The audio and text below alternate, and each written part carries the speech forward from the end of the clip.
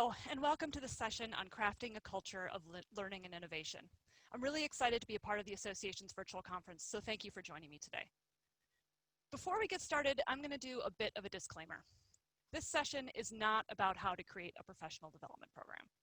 It's not going to help you choose a learning management system or give you that one weird thing that will suddenly make your garden innovative. So if you came here today to learn how to put a training program into place, you may be disappointed. The awesome thing is that because this is pre-recorded, you won't hurt my feelings if you sneak out and stop your video and regain a precious 20 minutes of your day. But if you want to learn what it takes to craft a resilient, innovative, and cohesive culture at your garden, if you want to think more deeply about whether you've got the right conditions in place to support growth and continual improvement for your staff, then stick around. So who am I and why should you listen to me anyway? As the head of knowledge management at the Morton Arboretum, I'm deeply involved with leading a collaborative effort to create and embed learning opportunities for staff. So while I do in fact build online training programs, I also think about the big picture.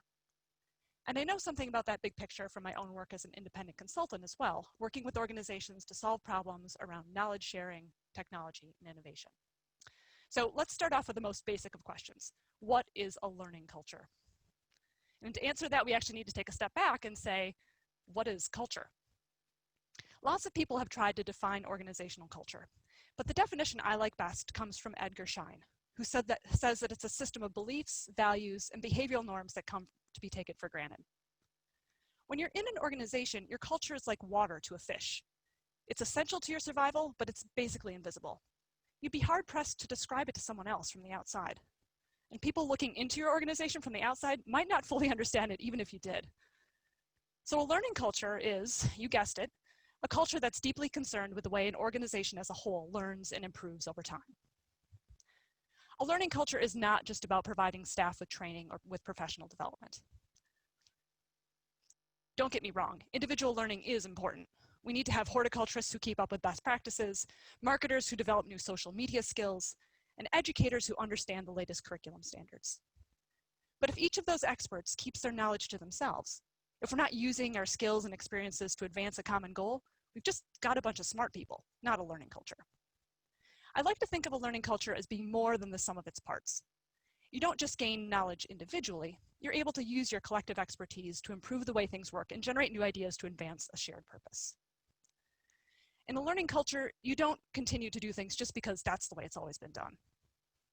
Good ideas can come from anywhere. Information is shared rather than hoarded. You learn from your mistakes, and you're open to different perspectives and ways of working. So why would you want that anyway? Well, the most important reason is all around us at the moment.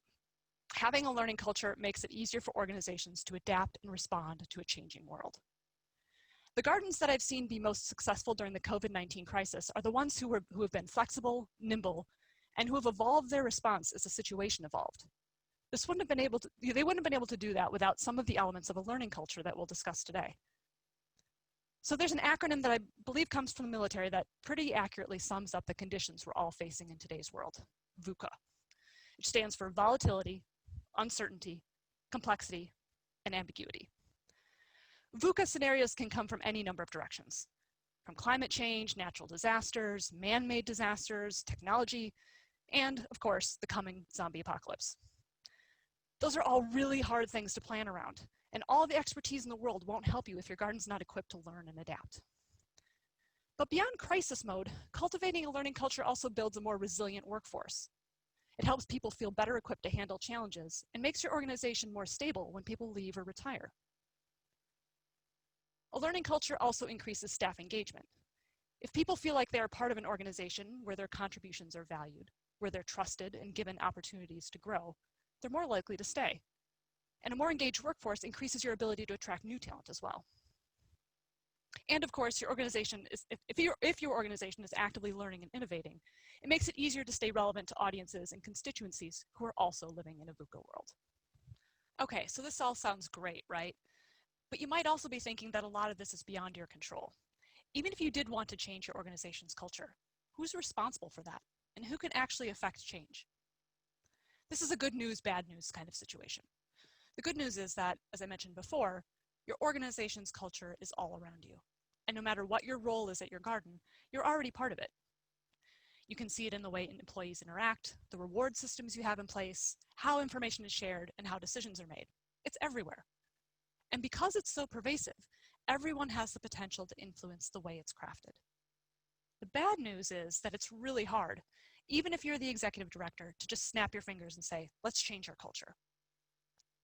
And even though leadership support is extremely important for crafting a learning culture, bottom-up culture change can happen, and you probably have more influence than you think. The crazy thing about culture is that it can't be dictated. Your role, no matter where you sit within your organization, is to provide the conditions to facilitate growth, a direction toward which to grow, and then trust your staff and your colleagues to join you. It's a lot like planting a garden. You choose an appropriate site, prepare the soil, and give it what it needs to grow. For the rest of this presentation, I'm going to outline 5 elements that I consider the requisite growing conditions for cultivating a learning culture. For each, I'll start by posing a few questions to you about your own organization. And because we're not together in person, you can just think about the answers or jot them down as we go. Then I'll talk about why each of those elements are important and what you might do if you find your garden lacking in any of those areas. I'm going to start with the elements that might be a little bit easier to assess and change, and move on to those that might be a little bit more challenging or take more time to develop. So first, you need to make sure that you have diverse opportunities for learning and knowledge sharing in place at your garden.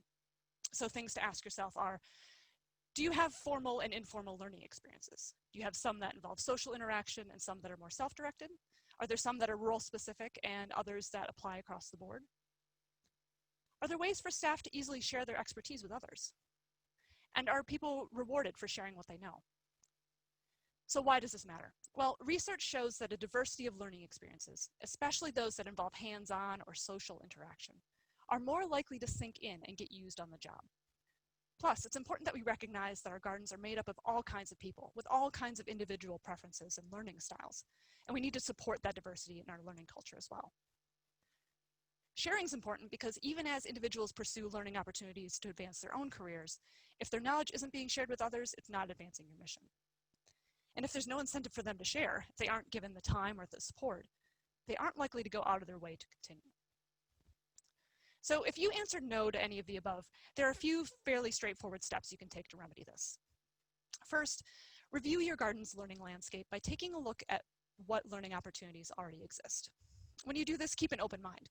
Even casual staff gatherings can be important learning experiences if you're willing to see them that way. You may need to ask people in several departments to uncover things that just a few people are taking advantage of. And once you've gotten the lay of the land, you can work to identify and fill in any gaps. My experience has been that most organizations tend to have a blind spot. Maybe everything's very formal and they have very few casual opportunities. Or they offer really specific job training and no options for exploring more general topics. In any case, you certainly won't be able to tackle everything at once, which is why it's also important to find ways to incorporate knowledge sharing in people's everyday work. Ideally, you're not asking people to do more, just to do things a little bit differently. Are people already writing up notes from the conference they attended and sharing it with their supervisor? Would it really take too much more effort to find a place where those notes could be accessed by anyone who's interested? So an example of what this looks like at in the real world, this is what the learning landscape looked like at the Arboretum about a year or so ago. Some of the terms here probably won't make much sense to you, but you can see we had a fairly diverse range of offerings, but we were fairly light in the more informal and general purpose learning in the lower left. So based on that assessment, in the last few months, we decided to try what we're calling office hours. Regular times scheduled every week where different staff experts hold forth on a topic of their choosing for anyone who's willing to listen. Working remotely for the last several weeks actually improved the popularity of this program because so many people were already sitting in front of their computers and they were just able to conduct their office hours via Zoom.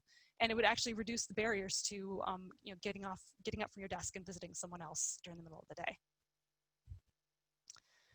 The next essential condition is equitable access and empowerment. So things to ask yourself are, do all employees have equitable access to learning opportunities? Can anyone reach out to anyone else without running it up the chain? Do people feel empowered to improve and innovate? Can good ideas come from anywhere within your organization? Are there barriers, unintended or otherwise, that prevent people from accessing expertise? Here's why this is important. There's strength in diversity, and sometimes the most creative ideas come from unexpected places. You don't want your own structure or hierarchy getting in between you and innovation. And because of the volatile, uncertain, complex, and ambiguous world we're living in, collaboration between different disciplines is more important than ever to be able to find viable and innovative solutions. And finally, I'll address this more later on, but this element's also important because if people don't feel comfortable reaching out to their coworkers with ideas and feedback, they probably don't feel as safe as they should, and this can lead to all kinds of dysfunction. So what can you do if you find your garden lacking here? First of all, I'd like to point out that if you're in a leadership role, it can be really difficult to assess this element. Being toward the top of a hierarchy, you probably don't have a ground level view of who or what's accessible, or whether there's barriers between you and other staff. Anonymous surveys can be good for this, or asking people directly if you have an open relationship with them, and have them reflect on how your org chart might be working against you. Listen. And then just before you open your mouth, listen some more. People are likely sharing things with you all the time if you take the opportunity to tune in. And no one's going to be empowering anyone without first listening to what they have to say. And finally, if you find yourself in that middle person role, the one people go to when they need something shared with your boss, or the one they bounce ideas off of, use your position to build connections and play matchmaker between departments. Oh, I think so-and-so would be really interested in hearing your thoughts about that. What if we took her out for coffee next week? It's a pretty simple thing to do, but it can go a long way toward breaking down silos. Now we come to what's probably the most important prerequisite for learning culture: trust and psychological safety. Ask yourself, is everyone able to bring their authentic self to work? Are diverse perspectives welcomed? Do people feel comfortable giving and receiving feedback? Is it easy for people to admit when they make mistakes? And do people trust each other to do what's right? So this is important because a culture of fear is not sustainable. If your employees don't feel welcome, if they don't feel trusted at your garden, they're not going to give you their best. Feedback is how we learn. If we don't know how or what to improve, we can't do anything about it. If our employees have fixed mindsets, the perspective that things are good enough as they are, we really can't grow as an organization. Finally, failure is a tremendous opportunity to learn if we only recognize it that way. We shouldn't try to fail, but we shouldn't ignore failures or go out of our way to provide excuses either. When people are punished for failing, they have little incentive to be honest about their mistakes or help others learn from them, which is just the opposite of a learning culture. So this is a tough one to admit to, and pretty tough to change as well. But here are a few steps you can take. First, ask for, absorb, and then respond to feedback. The responding to part is the most important. You can do all the employee satisfaction surveys you want, but if you don't make changes based on what you heard, it can feel like a slap in the face to people who took the time, and potentially a risk, to make their voices heard. Another thing you can do is model authenticity and trust in your own work life. I'm not saying you shouldn't be professional, but don't be afraid to share something of yourself with your colleagues. We've seen a lot of this recently with people working from home. It really gives you a different perspective on your coworkers to see them in their natural habitats, complete with pets and families. And then embrace, or at least learn from, failure. To be clear, this isn't the same as failing to hold people accountable. In fact, just the opposite is true. When an organization has embedded psychological safety into its culture, it's easier for people to take ownership of their mistakes and bring them out in the open to be addressed and learned from in the future. Transparency is another essential condition for crafting a learning culture. You can ask yourself, are there information gatekeepers, or does information flow freely? Is it clear why decisions are made? Are people surprised when big changes are announced? What happens when people try to speak truth to power? This one is sometimes difficult for leaders to embrace. There's something appealing about keeping the inner workings of an organization behind the curtain. It provides a certain level of mystique and power for those privileged few. But in terms of a learning culture, withholding information or reasons behind decision-making can make for a fearful, confused, and disengaged workforce. When everyone knows what's going on, and when that information is distributed equitably across your organization, they have a better sense of how they can contribute and what's expected of them. So what can you do to increase transparency? My favorite way to do this is to work out loud. Working out loud means sharing what you're doing, your goals, your successes, your stumbling blocks, with the people that you work with. And it goes beyond mere information sharing to explaining your thought processes to the people around you too, so they better understand why you're making certain decisions. If you're a leader, this can feel awkward at first, and may even challenge you to examine how you really do make decisions. But the great thing about it is that once it's clear what criteria you're using and what's important to you, it's much easier for other people to think critically on their own. Second, especially if you're in the kind of the middle of your organization's hierarchy, you can respectfully ask for clarity around decision-making and sources of information, and encourage others to do the same for you. Now we come to the final element of a learning culture, curiosity and intellectual humility.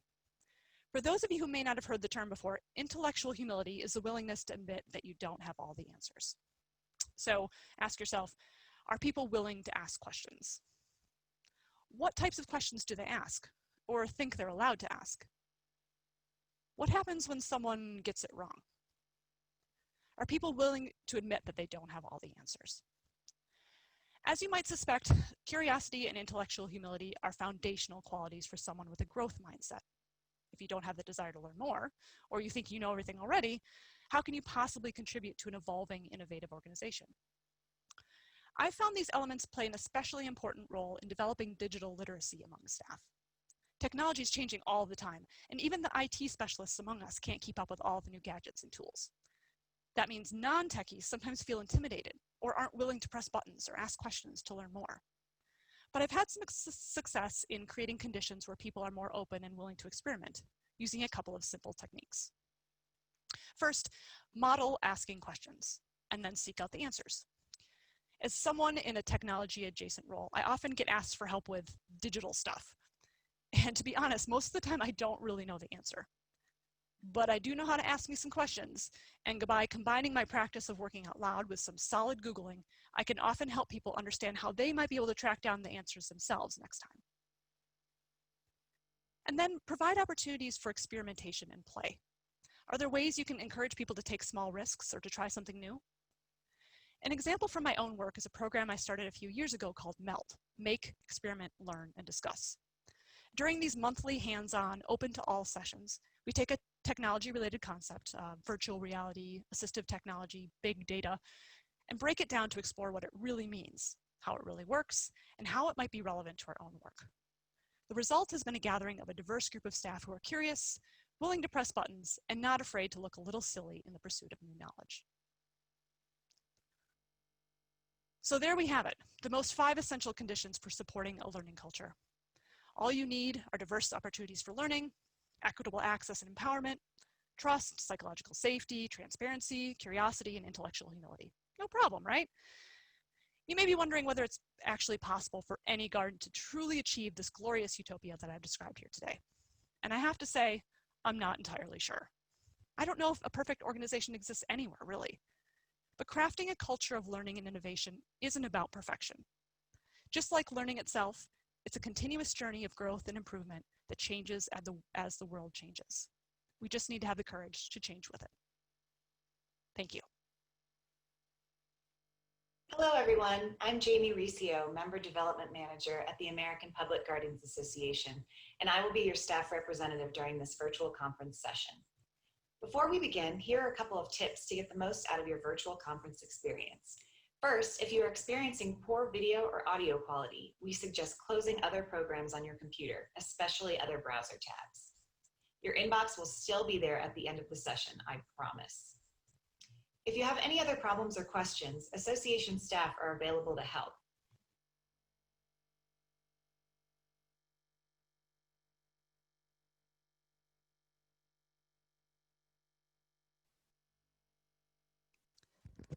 Hello, hopefully the association liaison has stopped talking now.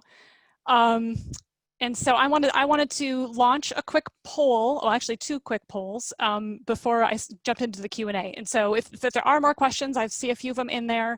If there are more questions that people have, feel free to just type them in. I'll get to what I can. I did put my email address in the chat box earlier. So I'm just going to ask 2 quick questions. One is about kind of the 5 things that I outlined as I was talking, where do you think your garden's doing really well? You can choose more than one if you want to. If you think you're doing really well in all of them, feel free to check them all.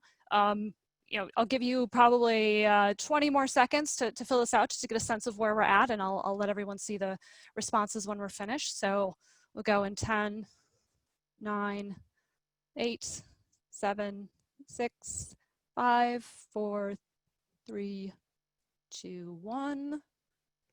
Okay, on the poll.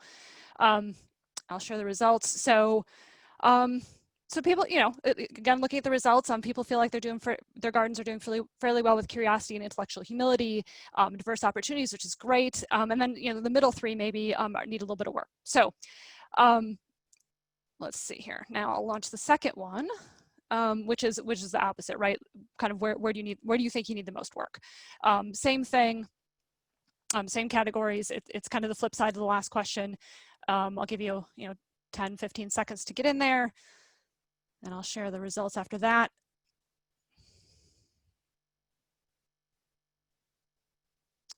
And 5, 4, 3, 2, 1. All right. And so again, not surprisingly, based on the poll we just saw, it is basically the inverse, right? So that's the 3: equitable access and trust and psychological safety and transparency that some gardens are challenged to deal with, which I think is fairly common. Okay, so I'm going to turn off the poll results there and address some of the questions that came in. So there's a few questions. One about kind of how do you address the issue of creating space and setting aside time for folks that don't necessarily have a lot of computer time, and how does someone, as someone who does sit behind a desk and have, office worker, as the question says, how can we advocate for in the field staff to get the benefit of this time? I think part of this, and actually I think there's another question that also kind of gets to this too. If you're not maybe in a position to influence how learning gets done at your entire organization, is there a way for you to start small? And is there a way for you to start small that will have an immediate or fairly immediate impact on the way things get done? So is there a quick way that you can say, okay, well, I'm going to try for a very small amount of time, or even for a very small number of people, to try this new thing? To try, Hort staff now get a half hour of computer time carved out of their day that potentially maybe they're not doing outside work, to do this learning. And then what benefit do you hope to see out of that? And run that experiment for a really short period of time and see what happens. And I think, again, if it's difficult when you're not in a position to make broad changes, or maybe aren't in a leadership role, or as the other person who posted a question might, there might be a difference between what leadership thinks and what staff think. Making kind of incremental changes and then kind of providing that, like that little bit of proof to say, oh, you know what, this is what it was like before, but we saw improvements here and here. To be able to provide that to leadership and to be able to talk about that more broadly as a model and as an example to follow in other areas, can be really invaluable. And that's actually part of the learning culture, right? Like if your garden is open to doing that, if you're open to doing that as a manager, supervisor, actually anywhere in your organization, that kind of lends itself to this idea of continual improvement. So, and you don't have to make big improvements all at once. It's not like, oh, we need to change everything right now. Let's try to change little things with small groups of people, incremental changes, and hope that kind of takes on and people see the results of that. Okay, more questions are coming in. So let's see. Reviewing MELD. I actually, if you wouldn't mind, Mary, can you email me about that one? MELD stands for actually Make, Experiment, Learn, and Discuss. So it's actually D. And it's an informal learning program that we have in place at the Arboretum. We just had one this week, actually. It's really fun. We experiment with technology, hands-on. Anyone can come. It's a great program. It's fun to run. But Mary, if you have more questions about it, I can kind of provide you with more detail there.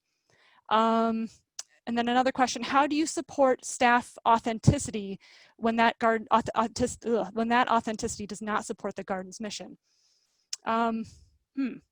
That's a good question. I'm not sure if I know the answer to that. I'll be intellectually humble and say that I'm not actually sure. And I'm not sure, kind of what an example of that would be. And I don't want to speculate on, kind of where that might come from. So I think authenticity, kind of the ability to bring your true self to work.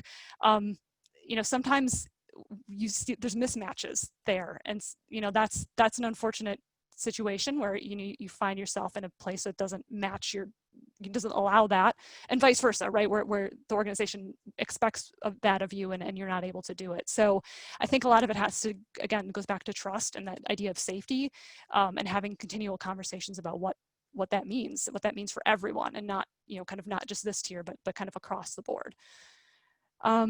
And actually, it looks like I think Tommy's probably going to give me the hook in a second. So the last question, financial implications. Not, you don't have to have experiments that cost a lot of money, unless you count time as money, which I think is valid. Really, most of the work that I do in kind of learning and knowledge management comes at a very low price tag. It's just time. It's time and kind of effort and legwork. So I think there are things you can do in a very low cost way that really just involve time. And yes, you have to be time rich, and which is challenging, especially now when we have a lot of things going on in our organizational lives and our personal lives. But some of it, I think, it's just having that mindset of trying something different. And there's a cost to that, kind of mentally maybe, and kind of changing the way people work. But in the end, you can do some things, and certainly, do proof of concept things with very little kind of financial input. All right, well, I just want to launch one last quick poll. I do want to encourage people, if they want, if you do have any other questions, if you want to speak to me later, follow up. If I didn't answer your questions in the Q&A to your satisfaction, please feel free to follow up. My email was in the chat if you want to do that. If you want to follow up that way. Otherwise, I'll be around in the conference if you want to contact me on the association website, or the conference website. I'm on the app and all of that, so feel free to reach out. Just launching with a poll that asks, what did you take away from this, and do you feel like you can tackle things? Maybe not, all of the things, but is there something that you can do when you, I was gonna say return to your garden, but we're not together in Portland. When you, log off of Zoom, are there things that you can do right away? So thank you so much for attending. I hope you had a good time. I had fun recording this, and thanks to the association for hosting and for hosting this presentation today. So that's all the time we have for this session. I'm sure, as Chris mentioned, I'm sure she'd be happy to answer some of your guys' questions via email. We'd like to thank Krista Doherty from the Morton Arboretum and all of you for being a part of today's session. We'd also like to thank Kittleman for sponsoring this year's Leadership, Innovation, and Advocacy track. Learn more about Kittleman at kittlemansearch.com. Today's opening reception will begin at 4:30 p.m. Eastern Time, and you can find the link on the main conference schedule pages. And lastly, thanks to BHS Insurance for making this opening day free to all of our members. And thank you all again for being part of our first ever virtual conference.